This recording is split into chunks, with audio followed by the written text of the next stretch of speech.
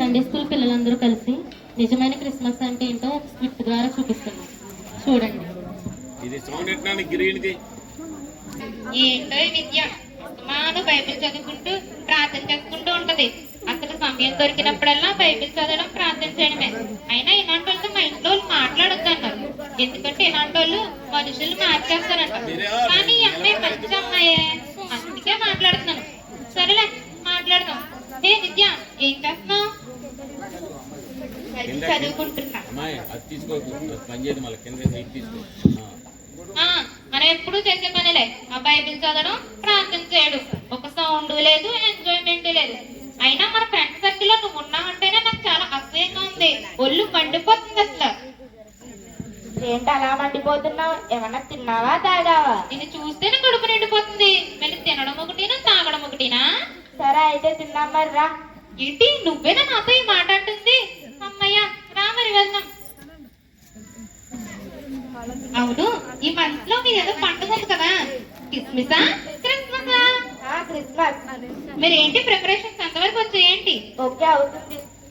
ఈ పండుగ ప్రపంచమంతా జరుపుకుంటారు కదా, దీని యొక్క ప్రాముఖ్యత ఏంటో నాకు చెప్తావా? చెప్తా. ఏ హాయ్ సౌమ్య జాయ్. ఏముంది? క్రిస్మస్ అంటే ఏంటో చెప్తుంది విద్య, అదే వింటున్నాను. క్రిస్మస్ అంటే ఏంటో నేను చెప్తాను. చెప్పు సౌమ్య. క్రిస్మస్ అంటే ఏంటో తెలుసా? క్రిస్మస్ అంటేనే ఫుల్ షాపింగ్ అబ్బా. 1+1 ఆఫర్స్, డిస్కౌంట్స్. నాకు అసలు షాపింగ్ చేయడానికి టైమే ఉండట్లేదు. హలో, మీషో నుంచి ఆర్డర్ వచ్చింది మ్యామ్. ఓటీపీ చెప్తారా? 0145. ఆర్డర్ ఎక్కడ పెట్టమంటారు మ్యామ్? అక్కడ వాచ్మెన్ కి ఇవ్వండి. Okay ma'am. ఇప్పుడు మీషో నుంచి అసలు టైమే ఉండడం లేదు. మీషో నుంచి కాల్స్. హలో, నిద్ర నుంచి ఆర్డర్ వచ్చింది మ్యామ్. చెప్పండి. ఇక్కడ డోర్ లాక్ వేసింది, ఎక్కడ పెట్టమంటారు? అక్కడ కింద ర్యాక్లో పెట్టండి. Okay ma'am, thank you. ఇప్పుడు వరకు షాపింగ్ చేశాను. మ్యాచింగ్స్ కొనాలకు నాతో వస్తావా?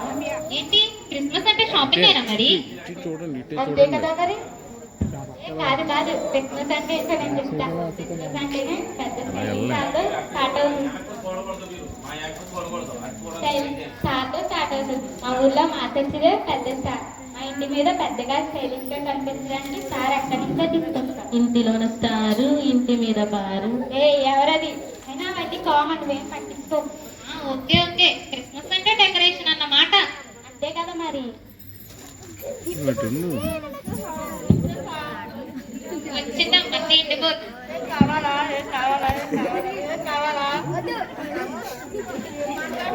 ఏంటి సౌమ్య జాయిస్ క్రిస్మస్ అంటే ఏంటో చెప్తున్నారు, అదే వింటున్నాం.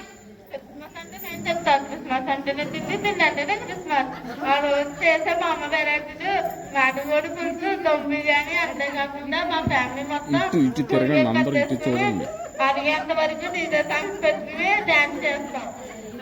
క్రిస్మస్ అంటే తిండి అన్నమాట. చూడే విద్య, వాళ్ళని చూసి నేర్చుకో.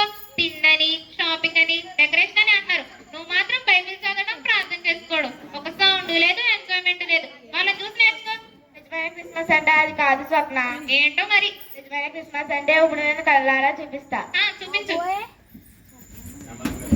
ప్రార్థన చేస్తూ దేవుని యందు భయభక్తులు కలిగి పరిశుద్ధంగా జీవిస్తున్న ఒక కన్యక ఒకరోజు ఆమె దేవునికి ప్రార్థన చేస్తూ ఉండగా పరలోకము నుండి గాబ్రియేల్ అనే దేవదూత మరియకు ప్రత్యక్షమై ఇలాగ చెప్పెను, దయాప్రాప్తురాలా, నీకు శుభవచనం ఏమిటో అని ఆలోచించుకొనుచుండగా, మరియా భయపడకుము, దేవుని వలన నీవు కృప పొందితివి. నీవు గర్భము ధరించి కుమారుని కని ఆయనకు యేసు అను పేరు పెట్టుదువు. అతడు గొప్పవాడై సర్వోన్నతుడైన కుమారుడు అనబడును. అందుకు మరియా, నేను పురుషుని ఎరుగని దానిని ఇది ఎలాగూ సంభవించునని దూతతో అనగా, పరిశుద్ధాత్మని మీదికి వచ్చును, సర్వోన్నతుని శక్తి నిన్ను కమ్ముకొనును. గనుక పుట్టబోవు శిశువు పరిశుద్ధుడై దేవుని కుమారుడు అనబడును. దేవుడు చెప్పిన ఏ మాట అయినను నిరర్ధకము కానేరదు అని దూత ఆమెతో చెప్పెను. అందుకు మరియా, ఇదిగో ప్రభు దాసురాలను, నీ మాట చొప్పున నాకు జరుగునుగాక అనెను. అంతట దూత ఆమె యొద్ద నుండి వెళ్ళెను. ప్రదానము చేయబడెను. అయితే వరేకము కాకమునుకు పరిశుద్ధాత్మ వలన ఆమె గర్భవతి ఆయను. గనుక ఆమె భర్త అయిన యోసేపు నీతిమంతుడై ఉండి ఆమెను అవమానపరచునొల్లక రహస్యముగా ఆమెను విడనాడ ఉద్దేశించెను. అతడు ఈ సంగతులను ఆలోచించుచు నిద్రించెను. ఇదిగో దేవుని దూత కలలో అతనికి ప్రత్యక్షమై, దావీదు కుమారుడవైన యోసేపు, నీ భార్య అయిన మరియను చేర్చుకొనుటకు భయపడకు. ఆమె గర్భము ధరించినది పరిశుద్ధాత్మ వలన కలిగినది. ఆమె ఒక కుమారుని కనెను. తన ప్రజల పాపముల నుండి ఆయనే రక్షించెను గనుక ఆయనకు యేసు అని పేరు పెట్టుదువు. అంతలో దూత వెళ్ళిపోయాడు. ప్రభువు దూత తనకు ఆజ్ఞాపించిన ప్రకారము చేసి ఆమెను చేర్చుకొనెను. ఆ దినములలో సర్వలోకమునకు ప్రజా సంఖ్య వ్రాయవలనని కైసరు ఔగుస్తు వలన ఆజ్ఞ అయ్యెను. అందరూ ఆ సంఖ్యలు వ్రాయబడుటకు తమ తమ పట్టణములకు వెళ్ళిరి. యోసేపు అలాగే తనకు భార్యగా ప్రదానం చేయబడి గర్భవతి అయి ఉండిన మరియతో కూడా ఆ సంఖ్యలో వ్రాయబడుటకు గలిలయలోని నజరేతు నుండి యూదయలోని బెత్లెహేమునకు ప్రయాణమై వెళ్ళిరి. వారు అక్కడ ఉన్నప్పుడు ఆమె ప్రసవ దినములు నిండెను గనుక వారు సత్రములో స్థలము కొరకు వెదుకుచుండిరి. సత్రములో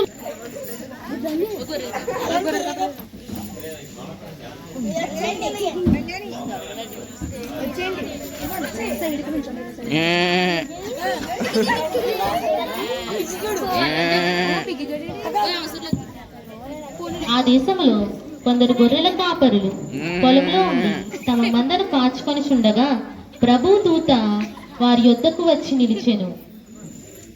ప్రభు మహిమ వారి చుట్టూ ప్రకాశించినందున వారు మిక్కిలి భయపడిరి. అయితే ఆ దూత, భయపడకుడి, ఇదిగో ప్రజలందరికీ కలుగబోవు మహా సంతోషకరమైన శుభవర్తమానము నేను మీకు తెలియజేయుచున్నాను. దావీదు పట్టణమందు నేడు రక్షకుడు మీ కొరకు పుట్టియున్నాడు. ఈయన ప్రభువైన యేసుక్రీస్తు. దానికి ఇదే మీ కానవాలు. ఒక శిశువు పొత్తిగుడ్డలతో చుట్టబడి ఒక తొట్టెలో పండుకొని ఉండుట మీరు చూచెదరు. వెంటనే పరలోక సైన్య సమూహము ఆ దూతతో కూడి సర్వోన్నతమైన స్థలములలో ఆయనకు మహిమయు ఆయనకిష్టులైన మనుషులకు భూమి మీద సమాధానము కలుగును గాక అని స్తోత్రించిరి స్తోత్రించిరి స్తోత్రించిరి.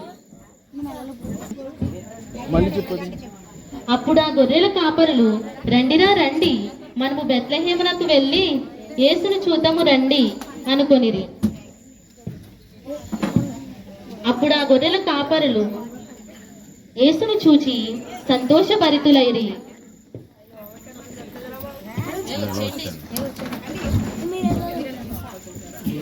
తూర్పు దేశపు జ్ఞానులు ఆకాశములో ఒక నక్షత్రము చూసి ఆ నక్షత్రము యేసయ్య అని ఎరిగి ఆయన పూజింప వెంబడించిరి.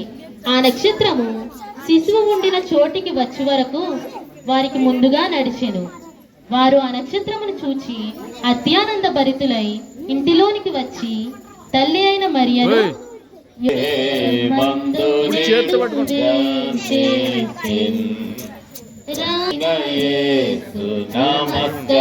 నమస్కరింపరండి నమస్కరింపరండి నమస్కరింపరండి ఉత్సాహముతో. దేవాది దేవుడైన దేవుడు పరలోకము నుండి ఈ భూమి మీదకి పశువుల పాకలో తన్ను తాను తగ్గించి నిన్ను నన్ను ప్రేమించి ఈ విధంగా ఆయన మనకు రక్షణ కలుగజేయుటకై మన పాపములన్నిటి నుండి విడిపించుటకై యేసుక్రీస్తు ప్రభువారు తానే ఈ లోకమునకు ఒక బలియాగంగా ఈ లోకంలో ఒక శిశువుగా జన్మించెను. క్రిస్మస్ అంటే ఇంకా ఇన్నాళ్ళు క్రిస్మస్ అంటే డెకరేషన్ అని, షాపింగ్ అని, తిండని చాలా అనుకున్నాను. కానీ మా ఫ్రెండ్స్ చెప్పినట్టుగా పాటలు, డాన్స్, క్రిస్మస్ అంటే అదే అనుకున్నాను. కానీ దేవుడు భూలోకం వచ్చాడా? ఎంత విచిత్రం! నాకు చేసిన పాపాలు విముక్తి చెందించడానికి నా కోసం వచ్చాడా? నేను చాలా పాపాలు చేసి ఉన్నాను, ఇంకా ఘోర పాపాలను ఉన్నాను. నేను చేసిన పాపాలు నా తల్లిదండ్రులకు తెలిస్తే నా తల్లిదండ్రులు కూడా నన్ను క్షమించరేమో. కానీ దేవుడు నా కోసం వచ్చాడు. దేవా, నా కోసం భూలోకానికి వచ్చినందుకై thank you Jesus, thank you Jesus, thank you lord. నేను నిన్నాళ్ళు చాలా మాటలు అన్నాను, ఎన్నో మాటలతో బాధ పెట్టాను, కానీ నువ్వు నన్ను ఒక్క మాట కూడా అనలేదు. ఇదేనేమో దేవుడు నీలో ఉండి తన నిజమైన ప్రేమను కనపరుస్తున్నాడు. నా గురించి ప్రార్థన చేయి Vidya. I'm so sorry Vidya. It's okay Swapna, దేవుడు నిన్ను ఎంతగానో ప్రేమిస్తాడు. క్రిస్మస్ అంటే దేవుడు నిజంగా మనలో పుట్టడం, మన మనసులో పుట్టడం. అది నిజమైన క్రిస్మస్ అంటే. ఎప్పుడైతే నీవు మారు మనసు పొందుతావో అప్పుడే నిజమైన క్రిస్మస్ నీలో జరుగుతుంది. ఈ స్కిట్ ద్వారా నిజమైన క్రిస్మస్ ను తెలియపరచడానికి అవకాశం ఇచ్చిన దైవజనులకు మా కనిష్ఠ తరపున ప్రత్యేకమైన వందనాలు తెలియజేస్తున్నాను. హ్యాపీ క్రిస్మస్, మెర్రీ క్రిస్మస్, బోలో క్రీస్తు మహారాజుకి. దేవుడి పిల్లలను, వారి తల్లిదండ్రులను, వారి కుటుంబాలను దేవుడు దీవించి ఆస్వాదించును కాక. ఆమేన్. ఈ వీడియో నచ్చినట్టయితే లైక్ చేయండి, షేర్ చేయండి. ఇలాంటి మరిన్ని వీడియోస్ కోసం ఈ ఛానల్కి సబ్స్క్రైబ్ చేసుకొని బెల్ ఐకాన్ మీద క్లిక్ చేయండి. నెక్స్ట్ వీడియోలో మళ్ళీ కలుద్దాం. Thanks for watching.